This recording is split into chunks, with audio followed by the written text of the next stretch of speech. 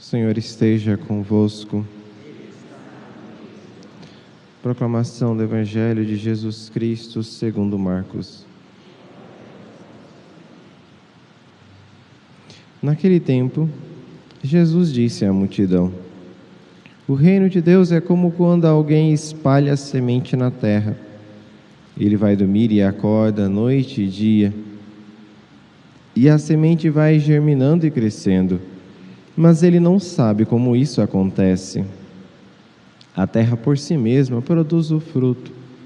Primeiro aparecem as folhas, depois vem a espiga, e por fim os grãos que enchem a espiga.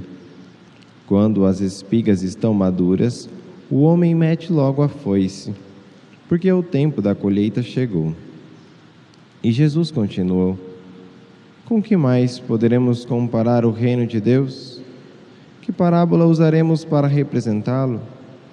O reino de Deus é como um grão de mostarda, que ao ser semeado na terra, é a menor de todas as sementes da terra.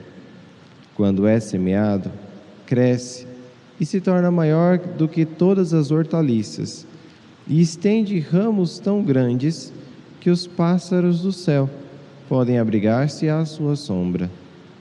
Jesus anunciava a palavra usando muitas parábolas como estas, conforme eles podiam compreender. E só lhes falava por meio de parábolas, mas, quando estava sozinho com os discípulos, explicava tudo. Palavra da salvação.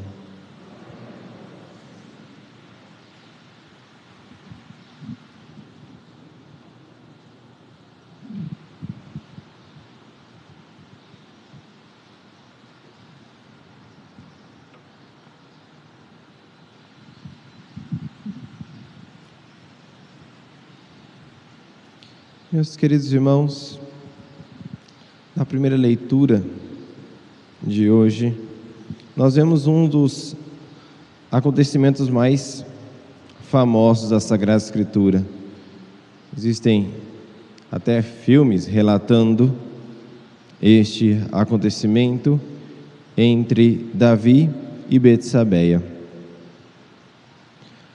A Sagrada Escritura nos mostra os exemplos das pessoas, não porque foram todos eles exemplos bons, mas para nos mostrar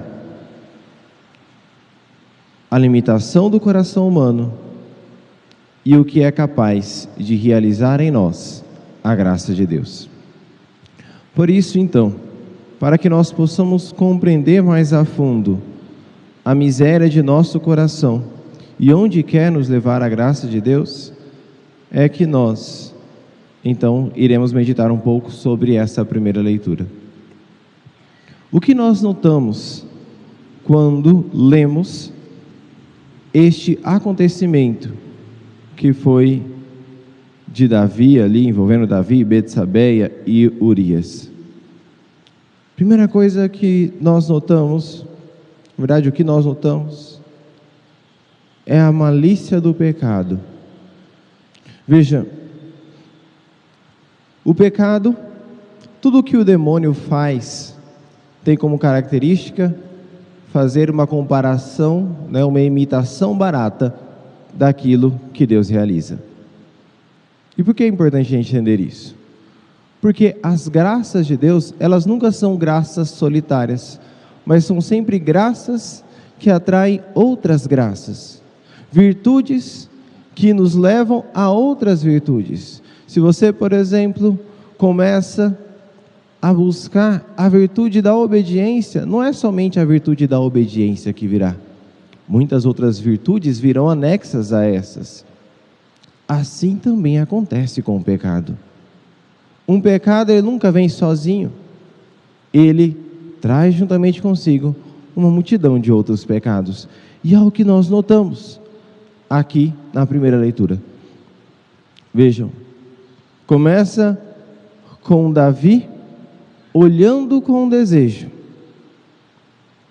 a Betsabeia, que era mulher de Urias.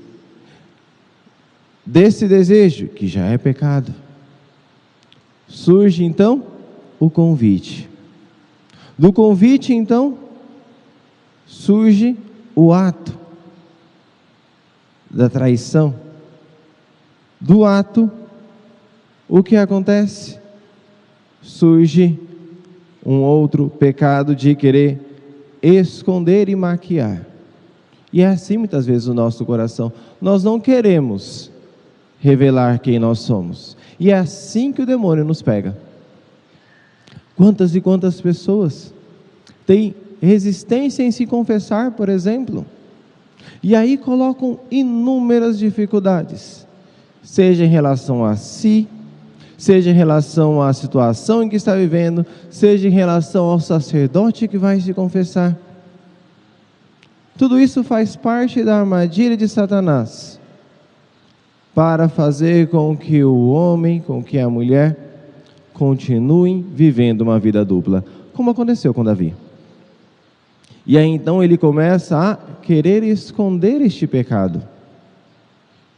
E aí, por querer esconder este pecado, ele vai e pede para Urias descumprir um mandamento da lei de Deus. Olha só, um outro pecado.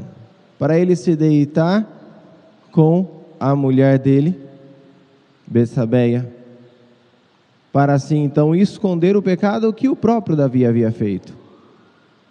Começa a induzir então Urias a cometer um pecado, porque de fato as guerras no tempo de Israel eram tratadas como uma guerra espiritual, e guardem bem essa palavra, guerra espiritual. E por isso, por se tratar de uma guerra espiritual, é que eles, antes de partirem para a guerra, faziam sacrifícios, ofereciam sacrifícios e holocaustos a Deus. E durante a batalha, ou naquele período, quando dura a guerra, eles não voltavam para as suas casas, não se deitavam com as suas esposas, eles viviam aquele voto de castidade, podemos dizer assim, porque se tratava de uma guerra espiritual. Aquilo que o próprio São Paulo dizia, não é contra homens de carne e osso somente que estamos lutando, mas contra seres espirituais. Fracassando essa tentativa, Davi então vai para uma outra, que é o quê? Que é a de pedir que levasse Urias, que era muito querido a ele, levasse Urias ao fronte da batalha, à parte mais difícil, para que ele não sobrevivesse, induzindo Urias, levando Urias à morte. Embora não tenha matado diretamente, as mãos de Davi estão encharcadas de sangue. Vejam como é a malícia do pecado. Uma coisa vai atraindo a outra. Veja como Satanás foi aos poucos conduzindo o coração de Davi. E vejam que era um Davi que já reinava em Jerusalém, ou seja, já tinha travado muitas batalhas, já tinha tido muitas revelações e muitos encontros com Deus, já tinha como a gente disse no dia de hoje, já tinha uma certa caminhada com o nosso Senhor, com Deus. Mas onde está a fonte de tudo? Onde está o erro da queda de Davi? Onde está aquele ponto onde nós podemos dizer aqui começou a queda? Quando nós olhamos o primeiro versículo, nós notamos que aqui está a fonte da queda de Davi. E entendendo a queda de Davi, nós entendemos todas as nossas quedas. Diz assim: no ano seguinte, na época em que os reis costumavam partir para a guerra, Davi enviou Joabe com seus oficiais e todo Israel, e eles devastaram o país dos amonitas e sitiaram Rabá.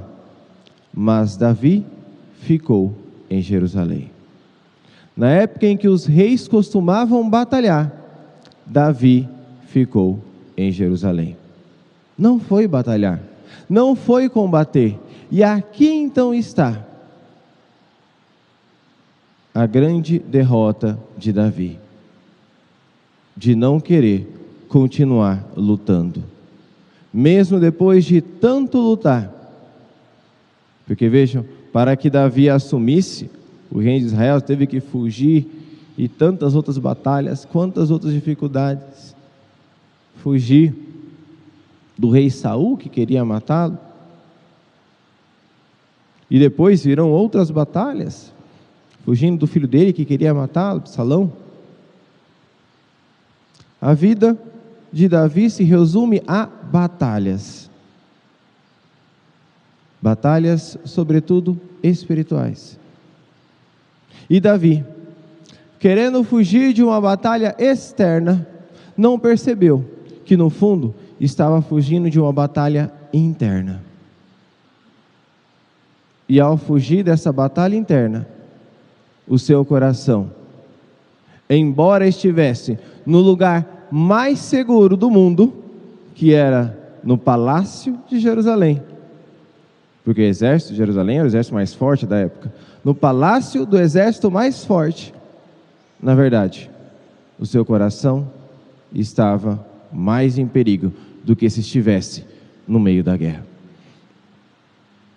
A batalha, melhor dizendo, a derrota do ser humano não está quando ele vence ou perde as batalhas. A verdadeira derrota está quando ele desiste de lutar. Quando a mãe desiste de lutar pelos seus filhos, quando a esposa desiste de lutar pelo seu marido, quando o marido desiste de lutar contra a sua esposa, quando o ser humano desiste de lutar para adquirir esta ou essa virtude, para largar este ou aquele outro pecado. Quando nós deixamos aos poucos esfriar o nosso coração. Vejam, aquilo que Davi fez não era nenhum pecado. Ele somente não quis lutar. Davi somente quis ficar no palácio. Ele não estava descumprindo nenhum mandamento da lei de Deus. Veja, era um costume das pessoas irem para a guerra. Não estava infringindo nenhuma lei. Assim como muitas das nossas ações não são propriamente pecados,